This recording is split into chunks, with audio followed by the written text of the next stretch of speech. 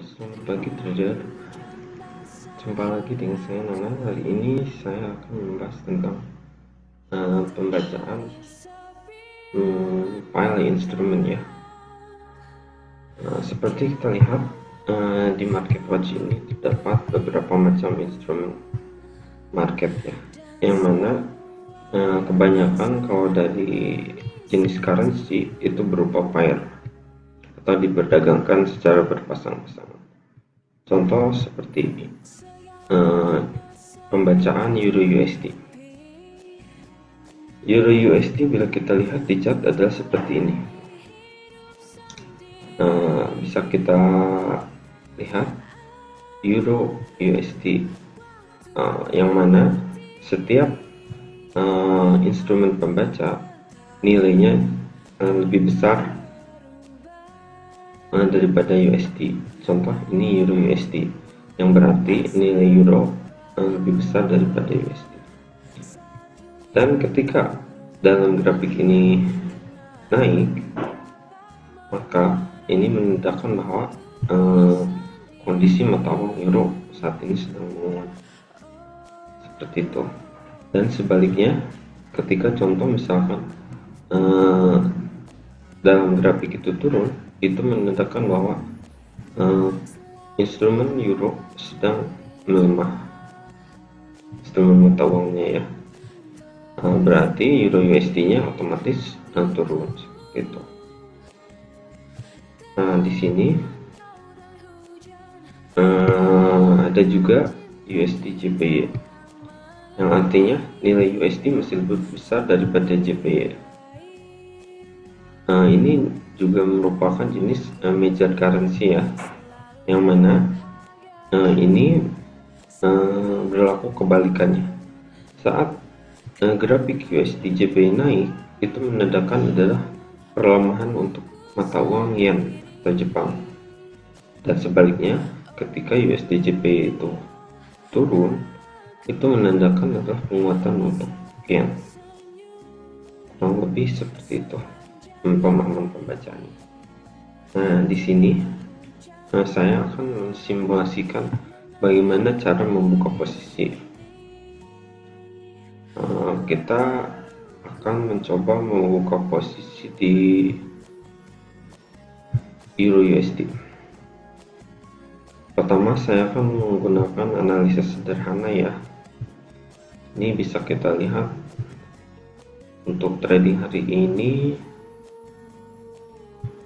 Kita akan mengukur dulu secara Fibonacci.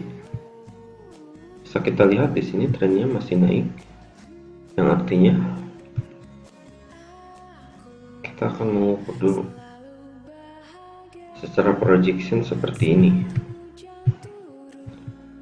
Nah, ini adalah hampat yang kita ukur sebelumnya. Bila Anda mengikuti sesi pembahasan penggunaan Fibonacci, maka perhitungan seperti ini sudah bisa Anda pahami. Silakan untuk menyimak video saya tentang cara penggunaan Fibonacci retracement. Nah, bisa dilihat seperti ini ya.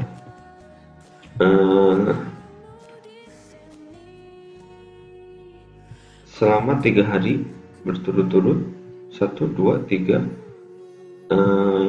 mata uang euro melakukan penguatan dan mengambil retrace di area 38.2, 50.0, 61.8 sampai ke break trend 100. Kemudian di hari berikutnya juga, hari kemarin, berhasil meretest area 1.14505 di sini ya, area 161.8. Nah, saat ini harga sedang berada di area konsolidasi pertengahan ya, sehingga untuk melanjutkan tren penguatan lebih lanjut di sini ya, itu membutuhkan pijakan yang kuat. Nah, kondisi lainnya adalah ketika harga kembali di bawah poin 100 atau di poin 1 1.1369, dia akan melanjutkan perlemahan menguji level break trend bearish sebelumnya, seperti itu. Nah, bisa kita lihat di sini ya. Nah, di sini ya saya akan simulasikan. Oke, untuk mengkonfirmasinya kita gunakan ADX ya, untuk melihat seberapa kuat tren euro hari ini.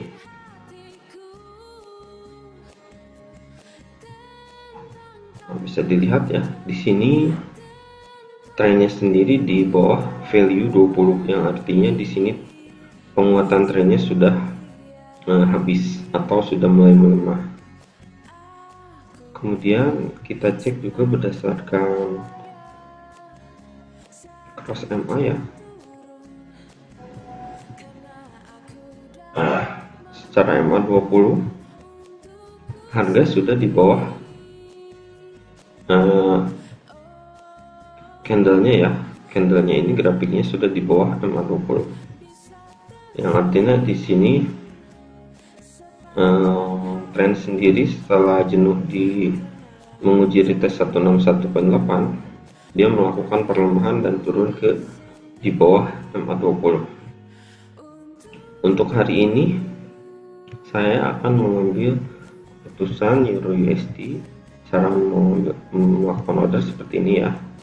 Klik new order, kemudian size volume yang kita ingin transaksikan. Contoh, saya di sini akan melakukan penjualan dengan target ke retrace point 38.2 ya, di harga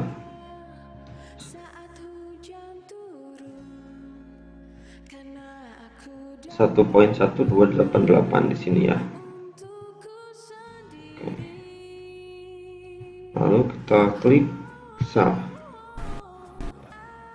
Terus sebagai TP-nya di sini ya. Bisa kita lihat. Jadi kalau secara garis besar, tren yang bisa sampai tembus ke poin level 261.8 itu adalah pergerakan yang cukup besar, yang mana perlu sekitar 5% maksimal pergerakannya. Nah, di sini karena range-nya juga terbatas, jadi dari open position yang saya lakukan adalah saya menargetkan sekitar 120 poin dengan stop loss di area sini ya, 485, atau di area ininya, area retest hari kemarin untuk stop lossnya.